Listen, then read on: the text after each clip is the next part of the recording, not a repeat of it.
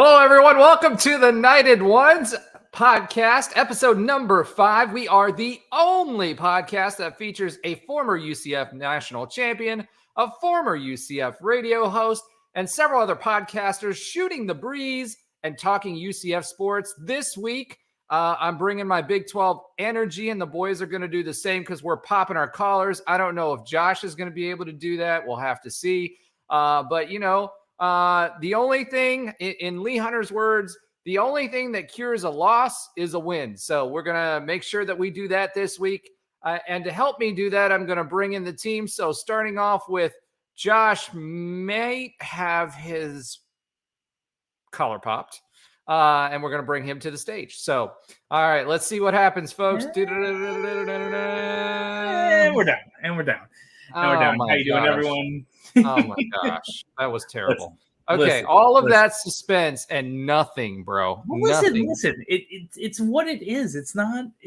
There's little ties at the end. You know. I mean, I think you were bringing that K-State linebacker energy this week. So, you know. Well, I have to put it down now. If you're going to say that. Well, yeah, I mean, that's what the linebacker core was doing this week against K-State. But we ain't going to talk about that right now. Next, we're going to bring Alan Levin into the show. Alan, welcome to the show. Let's see. Drum roll, please. How's it going, guys? Oh, all right. Did a freeze pop my collar for Josh? There we go. He's popping it. Popping it. So there's some more Big 12 Baylor energy. Let's see. And last but certainly not least, Trey Neal. Let's see how he's doing with his collar poppage. Oh, there it is. He can pop his collar as well. So, all right. So look at that. Everybody participated. Josh sort of participated. I did. I can do it.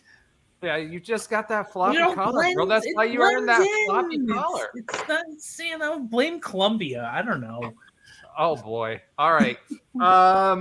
So all that being said, it was certainly an interesting week. I got pretty close to the score prediction, but in the wrong direction.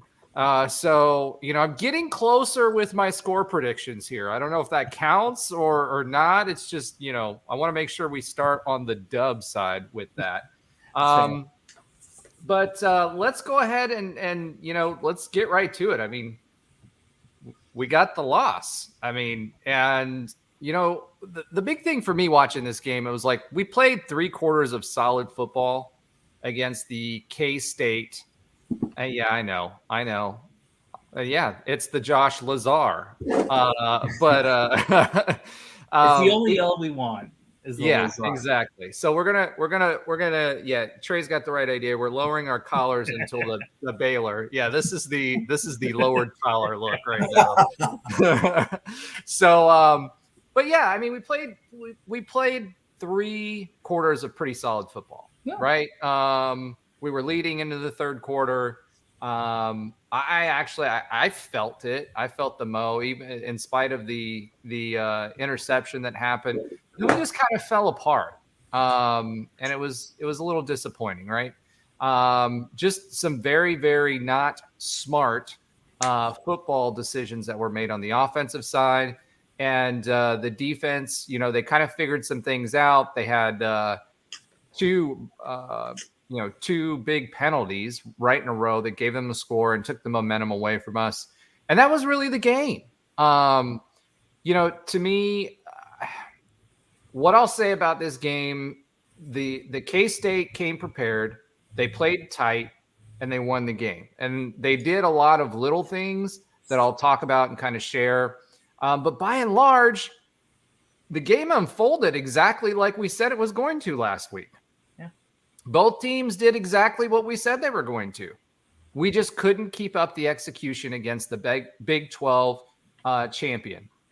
And that's it. I mean, when I talk to people aren't upset. They aren't mad. It's not like, you know, when we were in the AAC where, you know, as soon as you lose a game, you're out of, you know, the consolation spot that the G5 gets. So, you know, I don't think everybody's as mad. I don't think they are, because you don't have to be perfect, right? Yep. And so for me, this was a growth game. I think Gus said it best is in his post-game presser. Yeah, he basically said, hey, look, this was a game that told us where we were at and what we need to work on. And that's 100% true. I will say this, shout out to the UCF fans who traveled. Really appreciated hearing you guys. We could hear you on TV. I didn't get an opportunity to do that. And then I'll also say this, other than the K-State fans at the end of the game, I've heard nothing but positive experiences from everybody that went to that K-State game. But I will tell you this, that last, everybody was like, why is Gus, I saw it in our text thread. Why is Gus trotting out our team and trying to score with the starters on that last possession? You know why? Because K-State brought the house against Timmy when they were already going to win the game and it was already iced on that last play. So good on you, Gus. That's the type of fire I want to see. That's what fires up a team that feels bad about where they're at, right? So good for being a good head coach. That was, for me, not quite as consequential as the Go Bone thing that old Heupel did, right? But that's the type of fire I want my coach to have. So good on you, Coach Malzahn. Thank goodness nobody got injured because that could have been bad. So knocking on big wood there. Right? That was my only gripe, Roger. Yep. Yeah. Oh, you had lots of gripes. We know you had lots of gripes. With that was my only gripe. Yeah. So Trey has so many gripes this week that we built a new segment for him. Trey yells at Cloud. And as you remember on our text threads, we always talk about when Trey's silent, it's bad. And Trey was pretty silent during this game. So he's going to let it all out for you guys on that segment. So without further ado, what I'm going to do is let's go ahead and start with our text talk segment, and then we'll get right to our game review. So, gentlemen, why don't I start at the top right-hand corner? Josh Lazar, what were your two texts from our text talk thread? Remember, keep it clean. Sure. So there was a lot of football texts, and the one that really resonated afterwards is they're GOLing us. And because what O'Leary did to Baylor, right, is almost this exact thing. Run it hard, slow down the football game, don't give them enough time to actually make big plays. And O'Leary would do this often against these like running gun RPO type of teams and did well on it. And that's exactly what they did. And yes, in our text, Roger was saying Gus tries to do this too, and I agree. But obviously, we didn't get it done. But one of the things that was we were talking about how we all are on different TV packages, so someone is inevitably a minute or two ahead of someone else, and Roger was ahead of everyone this game, and we were talking about how he's so far ahead. He was telling us all the things, and we wanted to go back in time and maybe fix some mistakes because he was a time traveler. And I said to yesterday and pre-Tangate, because there was a whole text conversation about tanning of all things in the text chat, and that took up a lot of Roger's time this weekend. So those are some fun things I thought. That was the reason I was not at the K-State game, is we had a tanning emergency. So for those of you, and I'm not talking about myself. You said we. You have to define we there. Well, I'm the dad, right? So because I'm the dad, it's a we. Anything that happens to your wife, anything that happens to your girlfriend, anything that happens to your daughter, it's never a me. It's always a we. So remember that, guys. That's my parental marriage advice of the week, relationship advice. My daughter had an unfortunate experience with a tanning bottle. She bought this tanner. It's one of those chemical tanners or whatever. She'd applied the tanner. I didn't know she was going to do it. You're supposed to leave it on there for 10 minutes. Well, she left it on there for 10 minutes, and then she went to bed and fell asleep. So she did not remove said tanner for 12 hours. So we spent like 8 hours this weekend trying to remove the said tan. So it was interesting. I learned all about exfoliating, sugar scrubs, and all kinds of stuff. So this was almost as bad as your best friend planning their wedding during a football Saturday. So we got it handled. She no longer looked like a bronze statue. I love my little girl, but man, do not have a tanning, a tanning problem emergency, because it will take you a long time to fix. All right, so that was it for that, Trey. Now that we've kind of gone on a complete opposite spectrum there, Trey, why don't you share what your two favorite texts from this week were? Yeah, my first one is going to be kind of what Josh was talking about with Roger being ahead of us a little bit. Man, I was so excited when we scored. I think it was early in the game, our first touchdown. So I was getting ready to text like, let's go, which is what I do when I'm hyped. And I already see, Roger was like, touchdown, baby, a minute earlier. Josh is like, you're way too ahead. Okay, I'll try. I was just like, Roger's the time traveler. I was just like, holy smokes. I didn't know I was that far, behind, which, to me, it's crazy how so many different things can live broadcast. But right? Yeah, live broadcast. Hey, I was watching it live on cable. That was what the difference was. I wasn't streaming it. That was what the difference was. That's the thing. It's got to be the cable will get you right ahead. And then my second one, where is my second one? I feel like he's scrolling. He is, and he's furrowing his brow. For those of you that are not watching right now, he looks like he's trying to read an offensive scheme right now. His brow is completely furrowed.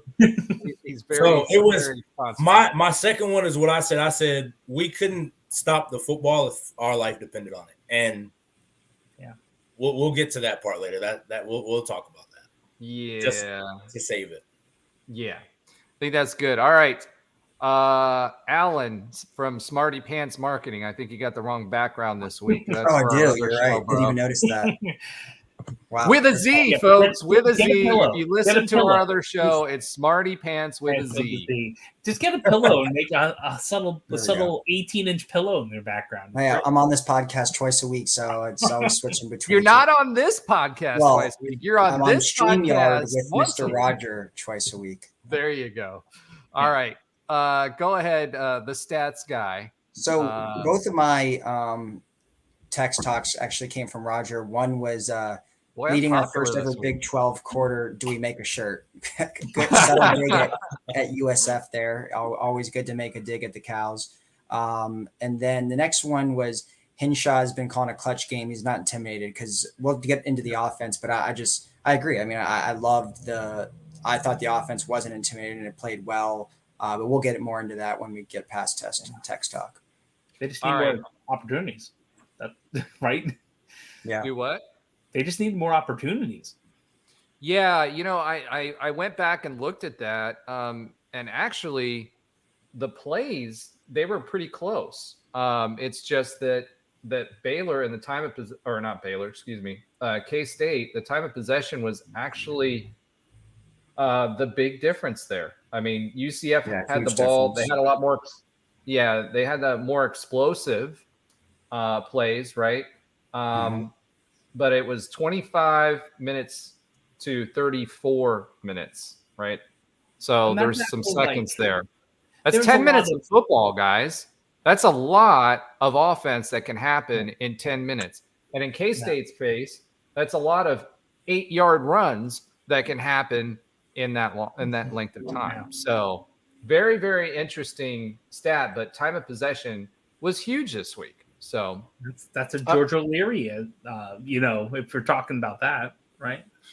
Yeah, George O'Leary for sure was all about time of possession football. The SEC is about time of possession football. Yeah. Gus, there's a reason he emphasizes on the running game. If you can run the ball, you can control the clock, right? And if you control the clock, depending on what you're doing and how the other team is playing, right? If their offense is hot, you want to limit their number of possessions focus on the turnovers, and then chew up the ground game, right? Yep. We talked about that last week. We talked about how this was going to go. And, Gus talked, or Himshaw talked about it this last press conference, where he said sometimes you can go RPO and sometimes you can't. The defense is picking up on not RPO, excuse me, hurry up. If your defense is picking up on what you're doing, you can't play the same plays offensively again. Otherwise, it's a 3-and-out really quickly. So they were testing out and seeing what the defense was doing so they could set the schedule of plays out of a specific formation so that they can run the RPO, but they were just stopping everything, so they never found that winning combination. That's why you didn't see the hurry-up offense this week, folks. Yep. So, just understand that. They want to go fast. We talked about it last week. They want to go fast, but you can only do it if you know what the defense is doing and you find a combination that works. So, all right, Josh, I'm going to let you wax poetic here. Oh, wait, we never let you go first. Yeah, I was going to say. Yeah, I can't mess up the rotation here. So I'm going to go I think I'm going to go with Alan. Alan, why don't you fill us in on some of your observations and thoughts on the game? And we're just going to go overall. We have a whole notes, which, by the way, I missed this last week, and I apologize to Alan. Alan puts together our show notes, and he does a great job with it, spends a lot of time on it, and saves me a lot of time. So shout out to Alan. Trey never reads them. He just says whatever he thinks. So I always read them. What? No way. You don't even get them to your email half the time. How do you think I got in now? What? I get the show notes because y'all would put it in the group chat. We didn't put it in the group chat this week. I know, but you sent it in the email. I got the email this time. All right. So you guys are getting a little inside football on how a podcast is done right now. Trey doesn't get his emails. We have to send him to 30 different emails so we find the right one for him. And Alan does the notes. I set up the stream and everything else. I try to figure out what I'm doing, and I'm not sure what Josh does. So we're just going to leave it at that. I look pretty. Yeah, he does look pretty, except for that floppy collar. All right, Alan, it's your turn. Go ahead, man. And guys, we all have fun. We all like each other. This is just a little gentle ribbing, like you would at home with over a few beers. So please don't take it seriously. Like Josh knows I love him so much, so I do 2 shows with him a week. I know. So go ahead, Alan. Most weeks. So so look, it was interesting. Before the season, we at least I said I think there was going to be some Big 12 losses. We weren't going to come in and dominate. And out of the 9 conference games, there's 3 that UCF was considered an underdog, and one of them was this Kansas State game on the road against the defending Big 12 champions. Then about a week ago, we hear their star linebacker is out for the season. Their starting running back was doubtful and ultimately didn't play. And their quarterback, Will Howard, was questionable and banged up. And all of a sudden, the UCF fan tide and opinion of this game turned. It was like, oh, we could win this game. All 4 of us here predicted a win. Most of UCF Nation was pretty much expecting a win. And the tide turned from this game. Let me clarify. I'm never gonna pick against UCF. Same. But in general, this game initially was penciled in as a loss for the most part. Maybe not from you, but for the most part it was. And then you saw the tide turn. You even saw on College Game Day, you had several experts pick UCF, and the tide all of a sudden turned, and we got, I think, in my opinion, a false sense of confidence.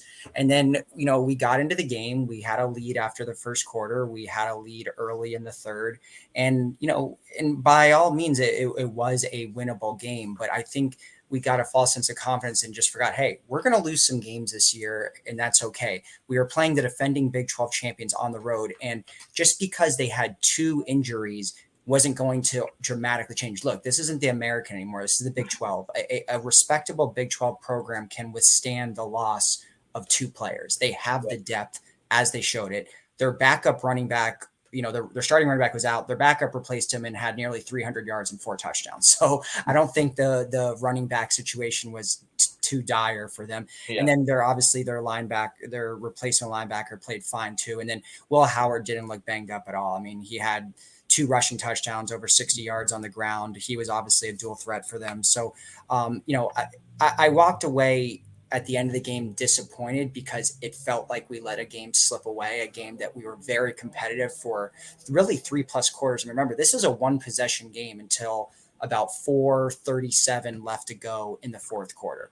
Yep. So we were in the game for the entirety of the game. And I left away walking pretty sad that, you felt, damn, we could have stole one on the road and made a huge statement, especially when the other 3 newcomers in the Big 12 also lost. But then, you wake up and you have a couple days, and then I felt a little bit better about it. I felt, damn, we played pretty well. Our offense looked pretty good. You could tell the athletes were no problem keeping up. I did not feel overmatched, overwhelmed. I didn't feel like there was a massive talent gap. Like I compared it to like when we played Michigan in 2016, they just destroyed us. Didn't even feel like we belonged on the same field. That did not feel like that this game. I felt good about this game after taking some time to digest it. It was just, our defense just made too many lapses. And our offense, Timmy made some mental errors, and we obviously had the false starts and delay of games and things like that. But overall, we were in it. It's a football game. You're going to have some mistakes. But our defense didn't make enough plays to win. But I felt really good about our offense. And I walked away also feeling good because I felt like a lot of these things were correctable.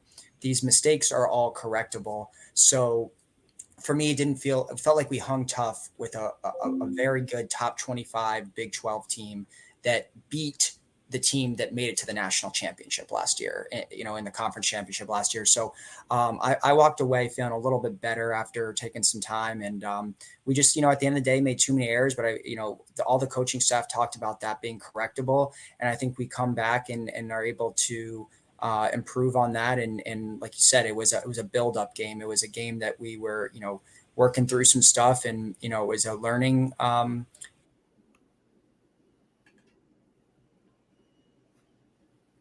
ultimately apply that to the games going forward. And I think we'll be better because of it. Well, I'll tell you this, K-State prepared for us. Yeah.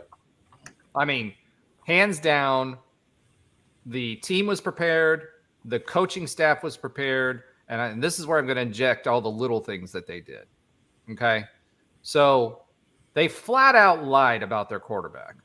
Yeah. 100%. I mean, fine. That was gamesmanship.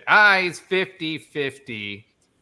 If this wasn't a clean show, I'd call it gamesman Nikes. You know what I mean by that, right? Because that's what that was. But we are rated as clean for all you family guys out there. So, and gals. So I want to make sure that we don't ruin that. So that being said, if you hold your tongue and you say the word ship, you'll know what I mean. Look, they even went so far. They had a system to signal to their guys, and I don't know if K-State does this to other teams, to lay down so that they could save timeouts, right? Then they also had situations where they were leveraging the clock against Timmy because Timmy was doing his checks and getting some of his checks from the sidelines. So when we were subbing out, their big guys would wait until there was like 10 to 12 seconds left before they got off the field. The ref let them off the ball. They lined up. Then we started doing checks. All of a sudden it was 4 seconds. And I'd say there was probably at least 20 snaps where we were down both sub 4 seconds when we snapped the ball. Mm-hmm. They did that on purpose. That was gamesmanship. That was preparation. That was good coaching. Okay. These guys looked at us and they were ready to play. So good on you, coach, right? When it comes to that. And they played clean. They played clean football. Now, Alan, I will ask your opinion on this, right? Yeah, clean other than the holding, right? On every freaking snap. But let's not talk about that when, half our teams, they weren't being pancake blocked. They were being shoved down from the back or pulled down from the front on their way down. So, I will ask you this about the line play. As far as not getting to the quarterback, they had 3 knockdowns, I think is what it was, and one of them was that ticky-tack penalty for roughing the passer, which again, stupid play, but I mean, come on, refs. That being said, what did you think about the line? Did you think that they performed at that level? Were they just too small? Did they get pressures? What were your thoughts on how the line performed against a big beefy O line that was supposed to be really good this year? Yeah, clearly their lines were a little bit deeper than ours and definitely played better than our lines. I don't think it was a dramatic, anything dramatic, but I thought our O line had some lapses, but I don't think it played. I mean, like we talked about before, Timmy had time to throw the ball. Like there was just time where he was just like sitting there and like frozen. I don't know if it was. Bro was using the easy bake oven and cooking himself some brownies. Exactly. So that's what was happening. Did he get sacked a couple of times? Yeah, I don't put that game in the O line. I mean, Gus did talk about how he'd like to have the same 5 for a consistent amount of time, which we've been switching it up there, but at the same time. The O-line coach for the season said, he feels that there is depth and he can rotate in different guys. But anyways, the O-line, but the D-line, I don't think did enough in this game. I mean, there was 1 sack the entire game. I don't know how many hurries there were or how many pressures, but there was only 1 sack. Was it the D-line or was it the D-line physically though? Or was it the D-line with lapses on the defensive front? And I know Trey will get into this when we get into the defense, but I just want your opinion. Were we physically outmatched or we just out executed? We were definitely out executed. There's no question about that.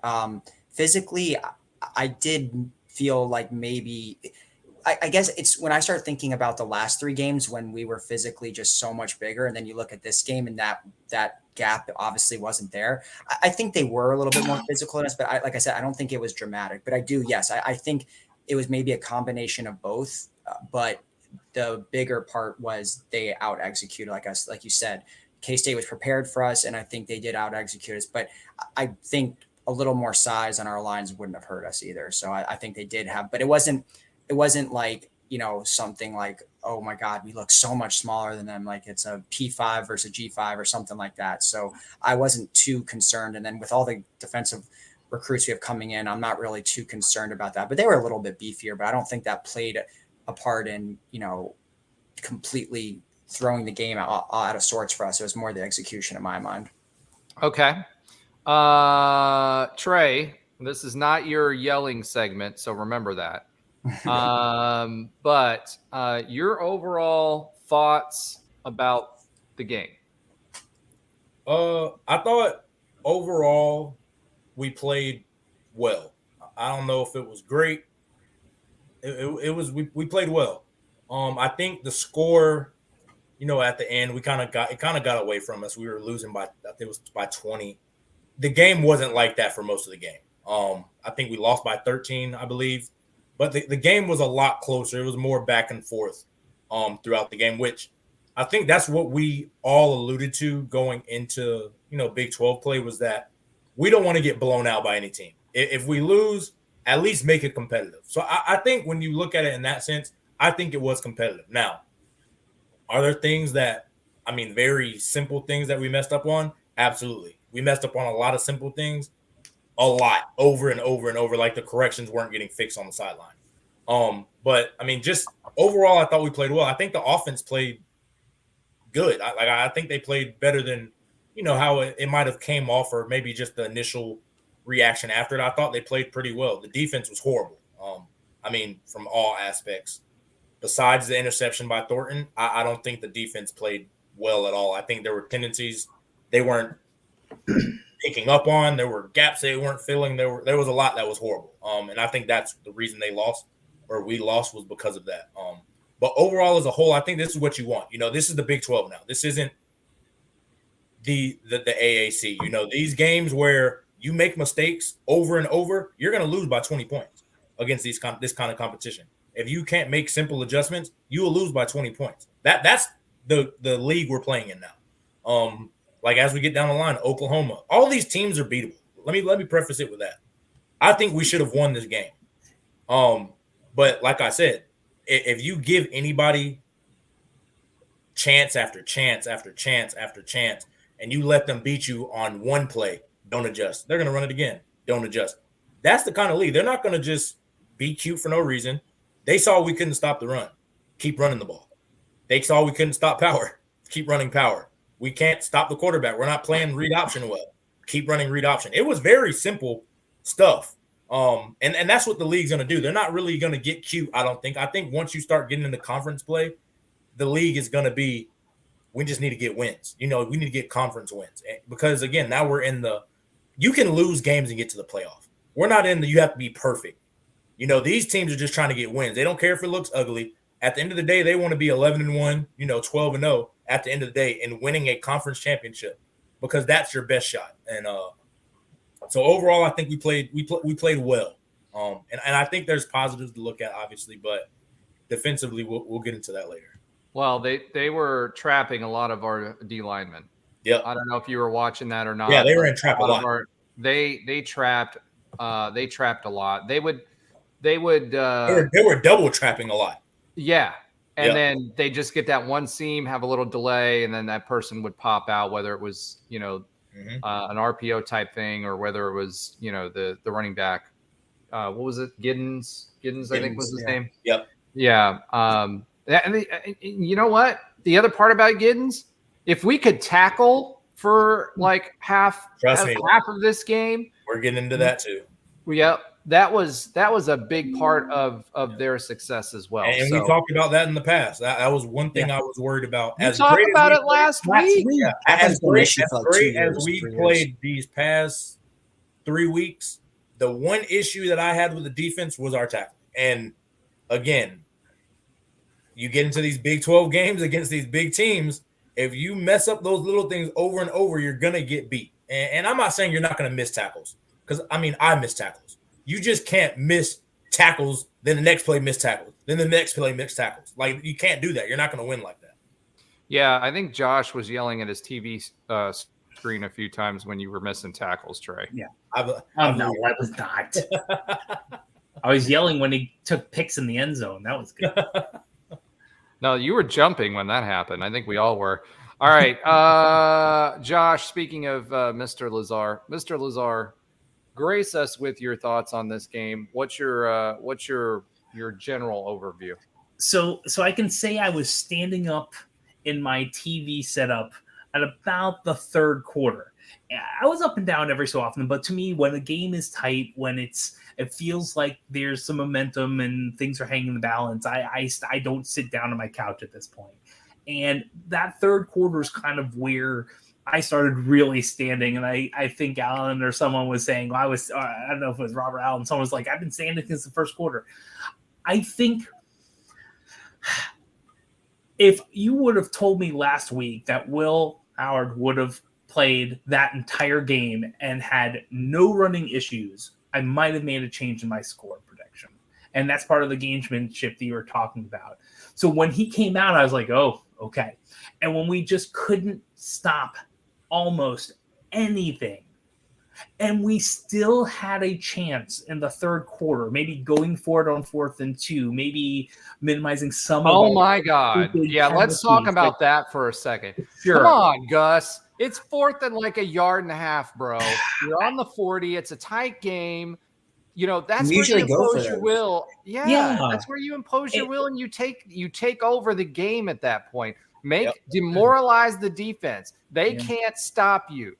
Just do it. And don't do it. Don't do it with the Wildcat, right? Yes. Because you're trying to pull the Wildcat against the Wildcats. Yeah. That would not be okay. But seriously, bro, take the game, show the fire. Don't play it safe. And I did not like that call. And I said that in the thread too. Yeah. Same thing. And so, we got past the momentum killer when there was a turnover at the end of the half and it didn't cause points, right? So great. And we're starting to get momentum. We're starting to go over. And you just felt like we weren't. They had 1 3 and out. We weren't stopping them. our offense can take over, let them take over. And I feel like between that and a few things, it kind of like the momentum started running out. Like we quieted that stadium in that early third quarter. Well, we quieted them earlier than that too. Well, I mean, they, I think a lot of them were expecting, especially after they came out with a touchdown like that, made it look easy. I think they were going to run over us, but we made it look easy too. The difference was that we made a few mistakes. I felt like the defense was actually getting it together in the third. You could tell they made adjustments. They were getting those stops. And again, another opportunity, momentum. You had the 4th and 2. Then you had, 30 yards worth of penalties when you had them stopped on 3rd down. And that was the game to me. Like at that point, it was like, we're not stopping them. We're killing ourselves. We'll talk about that in a little bit in the keys later on today, which has a certain musical flavor to it since music and football is coming together this past weekend. But that we not only did we beat ourselves, we got beaten by a very, very good team while we were also shooting ourselves in the foot. We're going to, if we continue to do that, we are going to lose games. It's going to happen. But there are definitely things that are correctable. Trey's going to talk about that and probably yelling at the cloud. But to me, I felt that we were in this game for a significant amount of time. And if we would have went back to maybe 2014, or if we would have been back to like maybe 2008, and if you would have told future you, yeah, we're going to pretty much hang in almost and be ahead of the Big 12 championship champions, the reigning Big 12 champions, and be in the same league, most of us would be kind of interested of how that happened. So to me, I'm annoyed because, like others said, I feel like we had it, or at least we had a good shot, and we just kept losing the momentum. And all right, so look, we said the offense played fairly well, for the most part, right? Yeah. They had 59 snaps. Okay, 59 snaps this game, folks. Yeah. 59. Okay. Them, on the other hand, the K-State, they had, 82 snaps. Okay. So that's 23 extra snaps and 10 minutes of offense, right? That is almost half of the total snaps that we had. Yeah. You're going to lose football games. So the fact that the offense was doing it, I mean, and here's the difference. 10.6 yards per pass for us, 4.2 yards per rush. That's still fairly good. Yeah. It's not UCF football. That's winnable. If you can get 4 yards per carry, you're going to win games. You should win usually. Yes, should win games. However, 7 yards per carry for them and 20 extra plays. That's your game, folks. That's literally the game ball. And you know what? Looking at this and looking at the stats as far as that's concerned, I was thinking about all the penalties. We had 10 for 80. They had 5 for 63. So there's only, there's not that much of a difference between the yards, but we had more called. The other thing is their quarterback, as good as everybody thought he looked, because he had some passes that were pretty stellar, he was 27 of 42. Right? Yeah. So he had 42 passes. He dropped back 42 times, right? And if you think about it, you look at 27 of 42, he's 64%. That's manageable, but it's not great. He didn't play that great. And Roger, the thing is, we'll get into it more. A lot of his throws were across the middle. He wasn't taking the deep shots outside. He wasn't making throws deep outside. They were killing them inside the numbers, really barely outside the hashes, within the hashes. That's it. So to me, I'll get into it. It's frustrating that the guys aren't picking up on that. Because I played DB. Those are the things that as I'm watching the game, I see. it's not even the DBs though in the middle of the field, because we kept rushing and we had zone that we were playing and he was picking the zone apart. And again, what did I say last week? And I was assuming he was injured. Short drops, 1 or 2 short drops, and going to zip for slants or for, across the middle of the field. That's exactly what they did to break up our rush. Yep. That's exactly what they did. And I knew they were going to do it. I thought they were going to do it for a different reason, but they had a tight end, right? They have a ginormous tight end, and they took advantage of that. But I will tell you this, part of this, and again, we'll get into it when Trey starts yelling at people. Part of that is our linebackers, right? If you're in a 3rd and 8 or 3rd and long or 3rd and 6 or 3rd and 10 or whatever, you have to be aware of where the sticks are. Yep. They were 4 yards in front of the sticks. Guess where every receiver is going to sit on a play like that? Just over the line to gain. Yep. And you know what? If he's zipping the ball out there in 2-step drops, 1-2-step drops, you're not going to get there. It doesn't matter how much faster you are than them. Exactly. You're just not. Yep. And we'll get into it. All right. We'll now I'm yelling at Cloud. But yeah, I mean, going back offensively, again, we had a fairly decent game. We just didn't have enough plays. And what we're doing this year, which I think is an offense, everybody was talking about the difference between Gus and Himshaw, right? Our average play and the number of explosive plays that we've had have gone way up this year, right? We'll throw a 40, 50-yard pass, or we'll throw a 20-yard pass that Kobe turns into 30 or 40 yards, right? Totally different than the screen game, tunnel screens and everything we were doing last year. This is totally different. So the folks that are saying, is Gus calling the plays? I think at times he might be, but this is a different offense than what it was last year. It looks completely different, Roger. I mean, it's night and day different. It's not a triple option, right? Or modified triple option RPO, whatever we were doing last year, right? This year, it's a play action game. There is some RPO in it, but a lot of it is play action. And when you play action, why do you do play action? You do play action to let plays beyond the line of scrimmage develop. Yep. Give your receivers enough time to develop. And when you do that, they're getting loose and you're passing the ball, and we're seeing it in the numbers. Yep. This is a different offensive scheme, folks. Now, Gus, I'm sure, has his finger on the trigger when it comes to some of these interesting calls. But yeah, it's different. It's a very different scheme. It honestly, it's still very run centered, which is what Gus wants. He brings a different element to the play calling than Gus has in the past years, which is what we needed.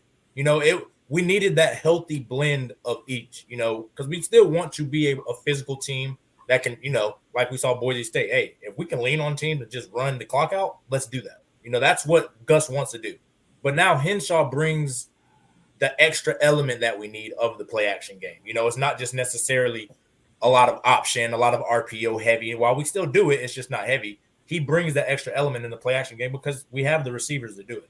We have the explosive offense to do it. Last year, we had roughly the same number of passes, right? Which is 30%. Yeah. We're averaging 27 to 30% again this year on the mix. The difference is we're throwing them beyond the line of scrimmage 10 yards to start with, or 20 yards or 40 yards. Whereas last year, most of those were screens, right? Yep. Which are close within the line of scrimmage. And then the running back did it with his feet. So your average, number of yards per play was, 7, 6, 5 yards a play. Whereas now it's 10.6. Those are good numbers. Those are solid numbers. All right. Anything else, Trey? I'm sorry. I feel like we got on a little bit of a – I'm just yelling at the mic today. I don't know what it is. I'm sorry. Sorry to all of those that are listening. Passionate fan base, right? I think it's because the Bengals are like kicking field goals, and that's all they can do. They just against scored. LA. They finally score a touchdown? Yeah, they scored a touchdown. Oh, wow. That's the first touchdown, I think, between both teams. 13-9. All right. Sorry, guys. All All right. Next thing, we kind of talked about the penalties and something that I kind of want Alan to talk about here. Alan, give us a little bit of an update on Kobe Hudson. He had, he still had a whale of a game. We talked about what he was doing different. What did you see out of Kobe Hudson this week? Yeah, I was gonna save this for the stat area, but I'll just wait. I'll just do it now. But yeah, Kobe Hudson had his third straight 100+ yard receiving game. That is the first UCF receiver to have 3 straight 100-yard games since Gabe Davis in 2019, when he did it for 4 straight games. So if Kobe can do it again next week, he'll tie Gabe Davis there for 4 straight 100-yard games. But now Kobe Hudson now ranks number 5 in the country in receiving yards and number 5 in the country in receiving yards per game. So like we talked about it, yes, it's the route running that's improved dramatically. I mean, you saw it again. I mean, he's not just falling to the ground after catching the ball. He's taking these 10-yard catches and going for, whatever it is, 20, 30, 40 yards.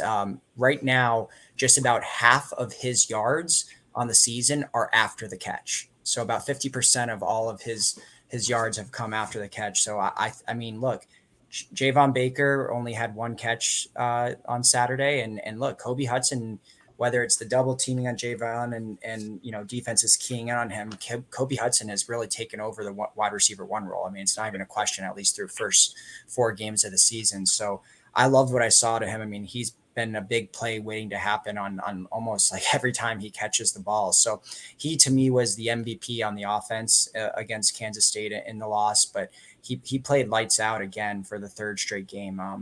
I think right now he's the front runner for most improved player on the team. He's just been playing that well through these first 4 weeks of the season. And he did well. I mean, every time UCF needed a big play on offense, he was there to make that play, especially with our run game being RJ Harvey kind of looked out of sorts in this game, and our run game was not as strong as it's been through the first 3 weeks. We still average, like you said, a little over 4 yards a carry, but clearly the passing was better in this game. And Kobe Hudson was a big reason for that. Yeah. And the big thing too, I mean, we left 10 points on the board, even with all the things that we had going on. We still left 10 points. Yeah, you're right. Missed field goal and RJ turnover. Exactly. So even with all of the things that we did wrong, with our QB looking lost there for a while, he got caught up in the moment almost, it felt like, right? He was like, things are going bad. And he just, then I feel like Timmy. He was trying to do too much. Yeah, well, he was trying to do too much. He was throwing the home run. He was looking for the home run pass. Yeah. He got to a point where they were behind. And I can tell you this, and I was going to bring this up too. Trey, I think you can talk about this, briefly too. When you're playing in a football game, the first quarter, you're cool, you're chill. Hey, we've got the rest of the game to deal with this. If we're not doing well, blah, blah, blah, whatever. Right. Yeah. Mm-hmm. Second quarter, still the same. Hey, we're going to come out of the half. We got a whole half a game to play. Third quarter, you start getting into the middle of the third quarter and you become very aware, if you're behind, what the score is. And we weren't, right? Yep. Then you get into the fourth quarter, and especially when you get to about 8 minutes left in the fourth quarter, and if you're playing behind, inexperienced people freak out. Yep, exactly. And then when you do that, you overdo it. I feel like that's what we saw in Timmy this week. That's exactly what happened. I mean, we were losing by 13 points with the ball. That's not crazy. Our offense is explosive enough. But our offense is very good. It's not like we had to get the big play now. We had time to be methodical. And you were saying it in the group, one stop, one score. That's all we needed. Like, we get a score right here. We get a stop right here. We have a chance to go down and win the game. And that's all you can ever ask for in a game, And I think, again, when you have that young quarterback, that maybe experienced quarterback who he was just trying to do too much in the moment instead of just letting it, come to him. And that's, again, that just comes with we're just taking the smart play. Yeah. Right? There were times where there were times where, if you just throw the ball away, that's better than a sack, you know? Yeah. And you don't have to make the splash play every play. You know, sometimes the best play is just throwing the ball away, live to see another down. And you know, it's just those little things like that, again, I think that just comes from, you know, inexperience, nerves. And again, we're humans. We know that all the talk is, you know, how's Timmy going to do in his first big game? You know, he wasn't the starter, you know, it was JRP. Now he's coming in. How is he going to do? We all hear all of the, you know, all the noise about it. And again, you just have to kind of cancel it out and stick to the game plan, you know. And I think that's just an inexperienced thing. Which hold on. I thought your team always said, you know, we don't listen to any of the noise. It never makes it into the locker room. No. Listen, we know, we heard all of the noise. Now we didn't let it bother us. We never let it bother us, you know. But we heard everything they were saying. I mean, key game was the Auburn game. We heard that noise for a month.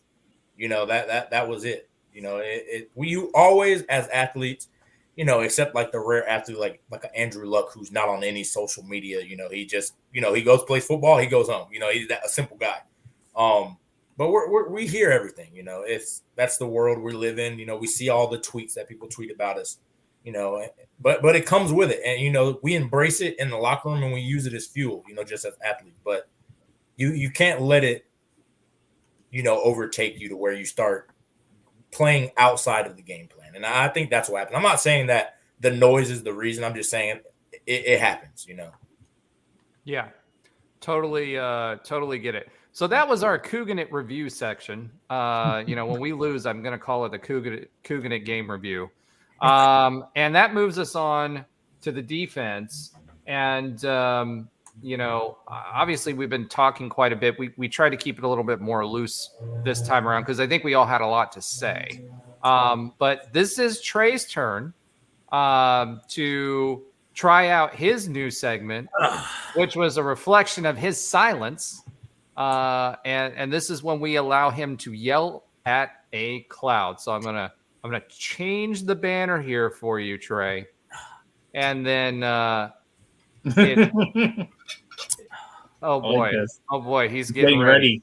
He's getting ready. All right, Trey, I'm going to actually shut up for once, and I'm going to let you take this out, and then I'll add whatever I got to add. Go ahead. All right. So listen, what did you see? If we're gonna be honest here, the defense lost us the game. I'm a former defensive guy. I've always been. If anybody's gonna struggle on the field, it cannot be defense. We have too much pride to do that. Number one, our tackling is horrible. You know, I'm not saying I was the greatest tackler in the world. Listen, I've missed my fair share of tackles, but we would make adjustments on the sideline. You know, they would come up and say, hey, you're hitting them too low. That's why you're missing tackles. Okay, we're going to go a little bit higher.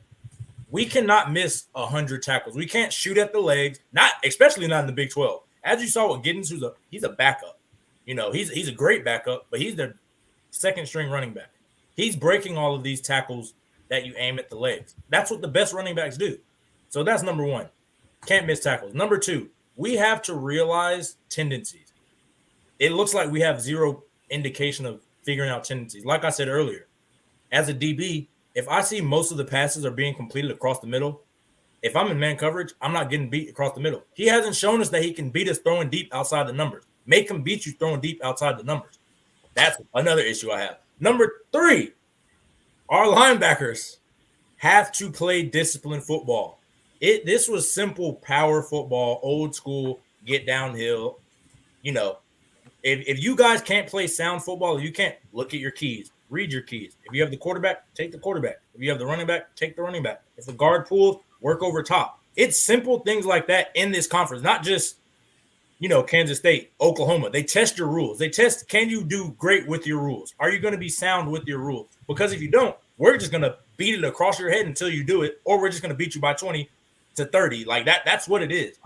Our linebackers are all over the place. I saw guys going for the quarterback, and there was no reason to. There's two people on the quarterback. You have two people on the running back. You're not going with guard pull. Those little things will change the season from us winning the game and being, 11-1, 12-0, maybe winning conference, to being 7-5, 8-4. You can lose 4 to 5 games in this conference just because you're doing what you want. We call it freelance. You're freelancing on defense. You're not playing sound. Yeah, that's pretty much it. I mean, those are the three things. And the thing is, those three things are legitimately some of the easiest things. They weren't running some unorthodox scheme. They weren't running something that was, I've never seen an offense like this. No, there, a lot of read option, a lot of quarterback power, a lot of I formation, except it was out of pistol power, and they were saying, hey, can you guys play sound football, or are you guys going to jump around and try to do what you want to make the splash play? We try to jump around and do what we want to make the splash play. You're going to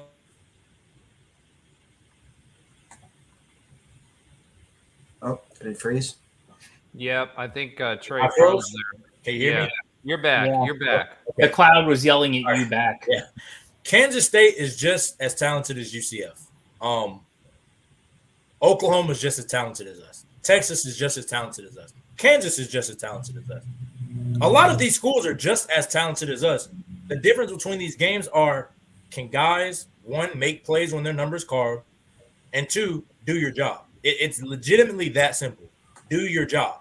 All of those things that I just went on this long rant about fall under one category. Do your job. If you do your job, everything will be fine, because we're plenty talented enough to let your talent take over once you do your job. You don't do your job, now you're relying strictly on talent, and you're going to have an issue at some point against these good teams, as we saw. My rant's over. Wow. How do you feel? I feel better. I was very mad.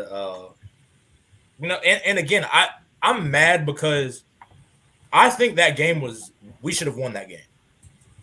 And as a defender, a guy who played defense, the one thing that I've always don't like is just freelancing on defense, because you're already at a disadvantage on defense. You're at a disadvantage with the rules. You're at a disadvantage with being able to hit people. You're at a disadvantage with grabbing and touching and anything. Why put yourself at a bigger disadvantage not doing what the rules, not doing what you're supposed to do? Like, to me, it's mind-boggling to me to do that. And that's what frustrates me the most when it comes to that, because those are things you can control. You can't control if the ref throws the flag. You can't control those kind of things. You can control, hey, if I have B gap and the guard pulls, I go to C gap, go to the C gap. Not, oh, I see B gap, but I see the running back running right, so I'm going to go to the running back. Oh, too late. That's a touchdown. Like, those things are what frustrates me the most, because you can control it. And I think that's just a lack of – I always say it's a lack of want to, because if you wanted to do it right, you would do it, So, yeah, my rant's over. I feel better, but, again, it's just – I did not feel like we should have lost this game. I think the defense did not play sound football, which put us in the predicament, which in turn puts Timmy feeling like, okay, the defense can't stop a nosebleed. Now I have to play superhero football. That's the last thing you want to do, with a young quarterback. And I'm going to be honest, you don't want to do that with any quarterback. You want the quarterback, a young guy, a guy to be like, hey, our defense, if we can't get it done, our defense will get it done. That was, to me, the beauty of 2017. Now, did we always get it done?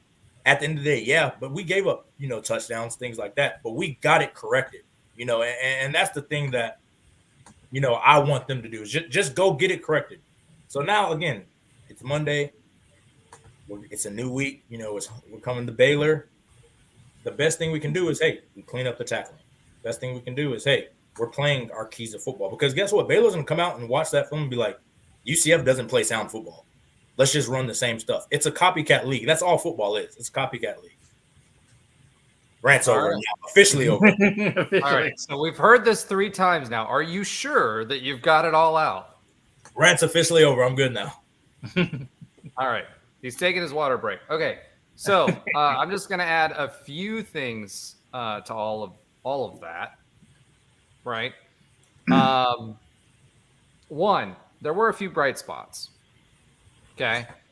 Jason Johnson, 12 tackles, 12 solos. Dude played like a beast as one of our linebackers. We got, I don't think I have it in front of me how many batted passes, but I think we had 4 or 5 batted passes in this game. So this wasn't a small quarterback. This is a P5. He's like 6'3" or something quarterback. and we batted his passes down. That's pretty solid. Lee Hunter, 6 tackles again, number 3 tackler, 6 tackles, 4 solos, 1 pass. Oh, here it is. Passes defended. We got 1, 2, 3. Yeah, 4. I was right. Okay. So, and those weren't cornerbacks with the passes defended. Those were linemen that were doing that, right? So they're getting in their lanes. They did it last week too, so I'm hoping they keep that up. Got another interception this week, which was also good. Where we absolutely sucked was tackles for a loss and sacks. Got 1 sack this week, Tremont Morris-Brash. Tackles for a loss, 2. We've been averaging 8, right? That's 8 plays. And if, a third of those are third downs, you've stopped 3 drives. You know what I mean? So it's something where we played pressure. We stuck our guys in zone. We have linebackers that, for whatever reason, we're not situationally aware of what was going on some pretty fundamental football. Nakai Martinez played well. He had 6 total tackles, 5 solos. That's not easy to do. 5 solos means solid tackling. Walter Yates, he had a couple of good plays. He had a lot of them where he was just out of position. He looked lost out there. And I don't know why. He was another one that was having some challenges tackling. But, dude, you can't be lost at this stage of the season. And I will tell you, that's the one place we're missing beef is linebacker. Yeah. So we've got a lot of thin linebackers. So they're finesse guys. Yeah, they're finesse guys. They're speed backers, right? Mm-hmm. And so guess who they were picking on, right? Yep. And then, like we said last week, what were they going to do? They were going to go to their tight end, and they were going to run the ball. That's exactly what they did. Yep. And that's the type of runs they were doing as well. It's when you're running gap power, you're saying, hey, linebackers, y'all are going to have to get downhill, get nasty, put your nose in the play. We're not going to run outside to where you can use that speed because that's where we have advantage. Our linebackers are athletic. They can run. So we're going to get downhill and make you play physical football. That's how you combat speed linebackers. You get right at them. In addition to that, though, they were using those tendencies against our DNs. Mm-hmm. One, the DNs were really close in. And we were seeing a lot of blitzes that were overrun, right? Mm-hmm. They were overrunning their lanes. Because of that, they got loose. So again, I'll say there was a few bright spots. We were playing well enough to win that game through the third quarter after getting punched in the mouth initially. They got a series of stops. When those 2 penalty downs happened and gave them that touchdown, that's where the defense really got hit in the mouth again. Mm-hmm. So, gentlemen, Josh or Alan, anything you want to add to that defensively? I mean, Trade nailed it. So, not much else to say. I think the defense, like you said, lost us the game.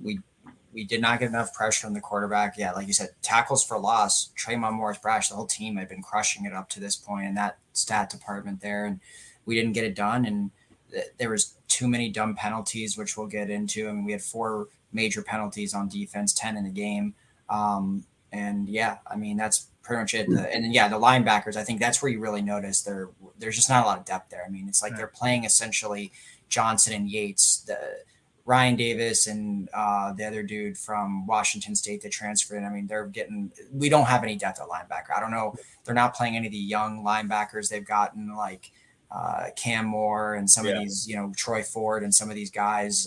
They're just not playing them. So whether they trust them, maybe not. But some of those guys are bigger guys. They're just inexperienced. So, I think that's where we saw a big part. The secondary didn't play well outside of Thornton's interception. The D-line didn't bully like it's been doing the last few games. So, enough said there for on my end.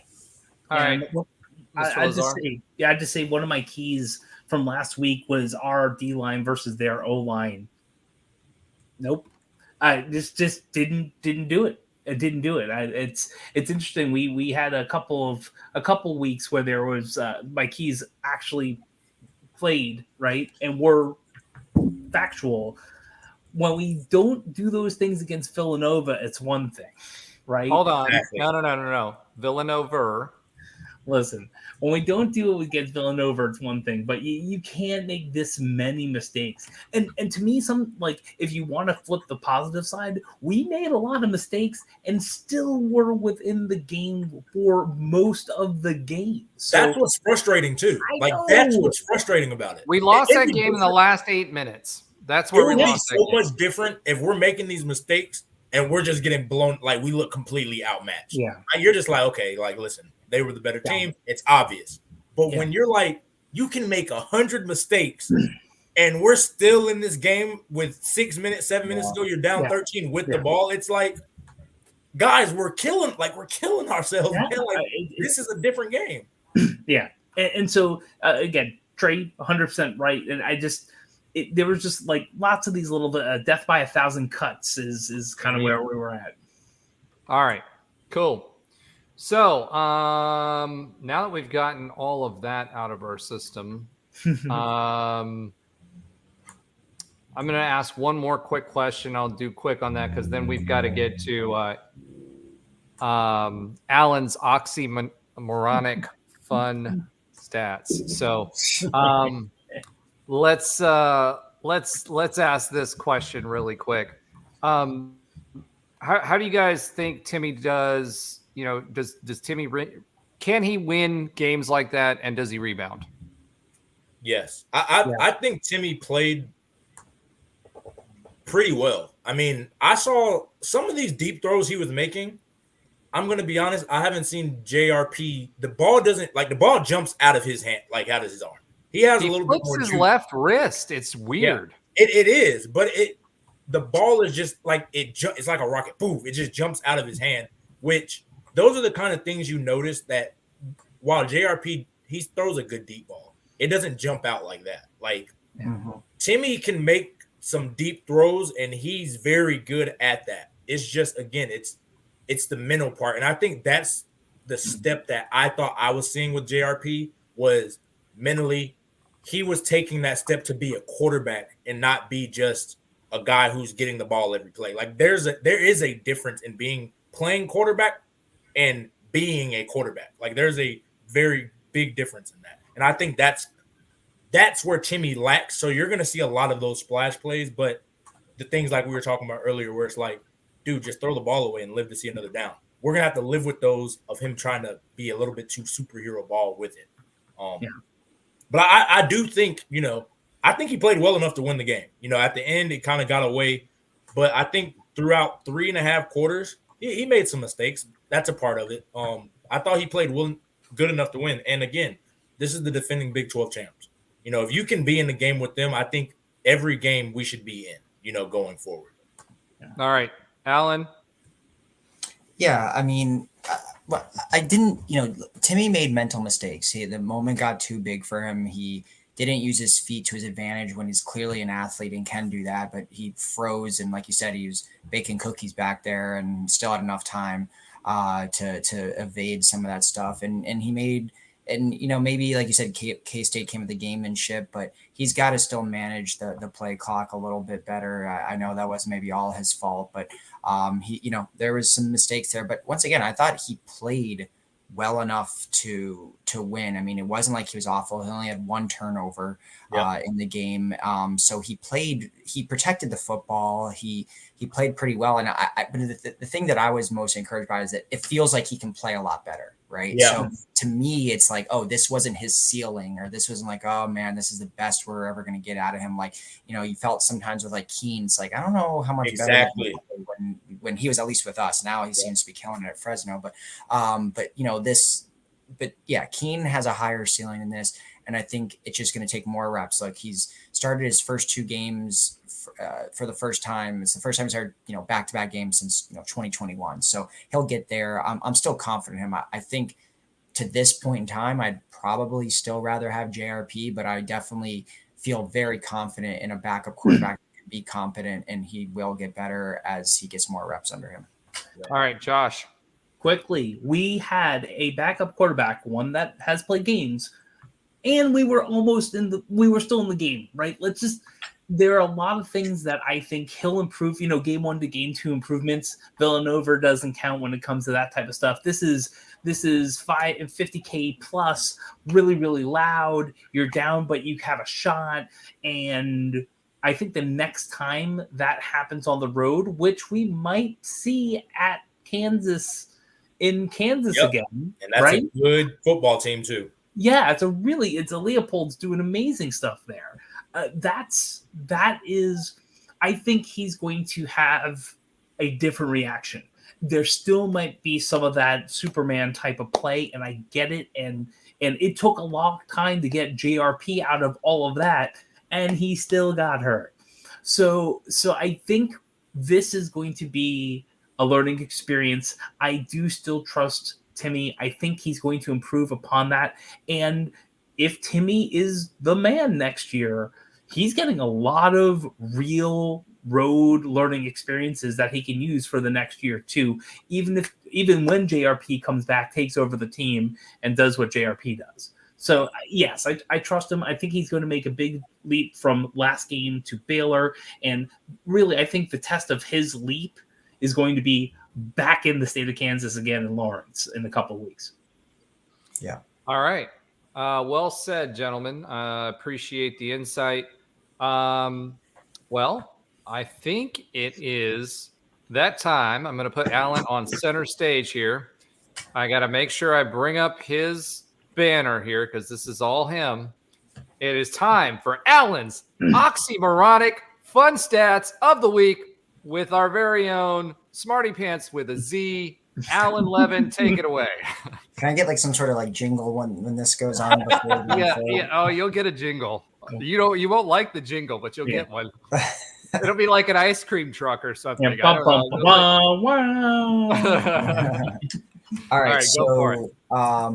Don't have too many stats today. Just found kind of two. Hold on. I just built that up for like a solid 30 seconds. And the first thing you say is, I don't have that many stats. I wanted to have, like, interesting ones, like harder to find ones, so that's kind of why I went this route. But all right. So some of them are kind of on the negative side. So UCF's rushing yards from this past week against Kent State was the lowest amount of rushing yards we've had since the bowl game against Duke, when we only had 128 yards. Then Kansas State in the game had 36 first downs. That was the most first downs they've had against a Power 5 opponent since before the year 2000. So I had to keep searching, and by the time I got over 20 years back, I stopped searching. That was the most first downs they've had against a Power 5 opponent in at least in 23 years, if not more. So found that to be interesting. Then Timmy McLean, through 2 games now, has 585 passing yards.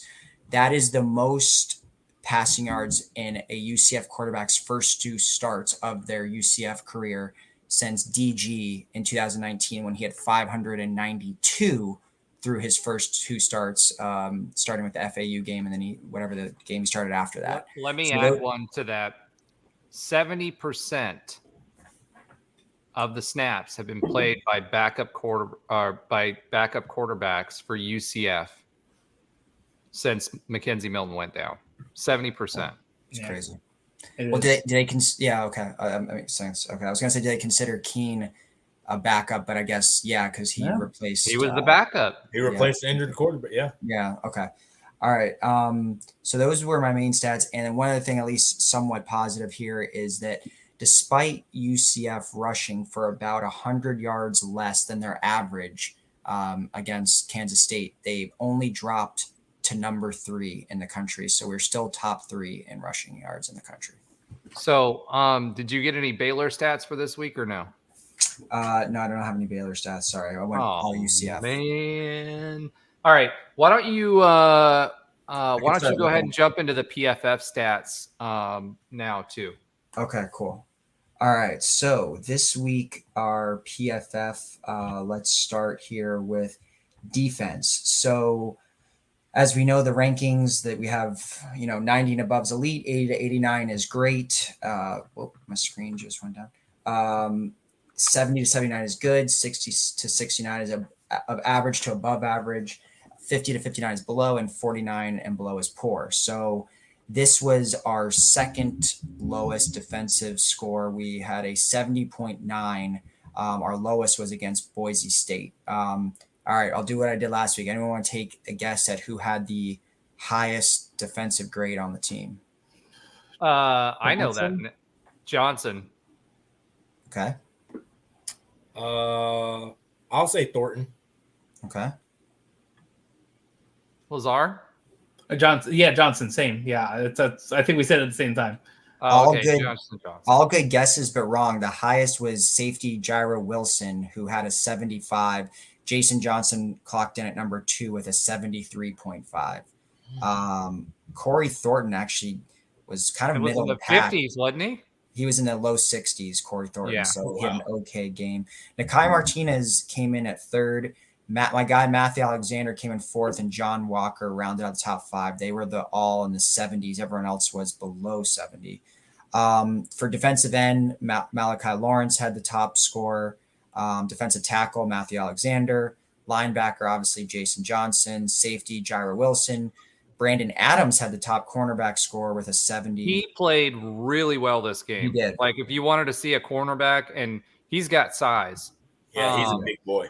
He's tall, and he's got mass to him. I think they said he was like 6'2" and like 213 or something like that. Yeah. That's a cornerback. That's an NFL size quarterback. Yep.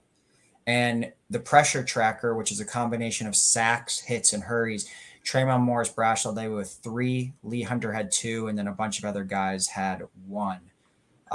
So then from an offensive standpoint, this was our lowest graded game by far. We ranked out as a team at 65.